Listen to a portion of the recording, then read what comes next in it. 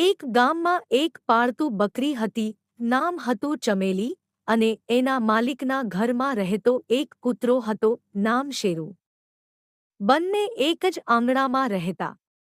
શરૂઆતમાં બકરી અને કૂતરો એકબીજાથી અજાણ હતા. બકરી શાંત, ધીમી અને નિર્દોષ. કૂતરો ચપળ અને ઘર રક્ષક. શેરુને લાગતું કે ચમેલી ફક્ત ખાવા અને સૂવા માટે છે, જ્યારે એ ઘરનું રક્ષણ કરે છે. એટલા માટે ક્યારેક તે ચમેલી સાથે ઠપકો કરતો. તું કશું કામ નથી કરતી. આખો દિવસ ઘાસ ખાય છે. ચમેલી ચૂપચાપ રહેતી. પણ એક દિવસ ઘરમાં ચોર ઘૂસ્યા. શેરુ ઊંઘતો હતો.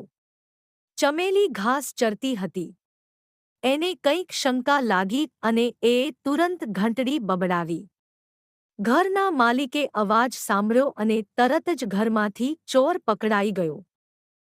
દરે દિવસે શેરુએ શર્મમાં કહ્યું, માફ કરજે ચમેલી, તું પણ ઘણી બુદ્ધિશાળી છે. દરેકને પોતાની રીતે કામ હોય છે. ચમેલી હસીને બોલી, શેરુ ભાઈ, દરેક જીવોની કિંમત હોય છે, ફક્ત અવાજે નહીં, સમય પર કામ આવવાથી સાચો માલપેલો થાય.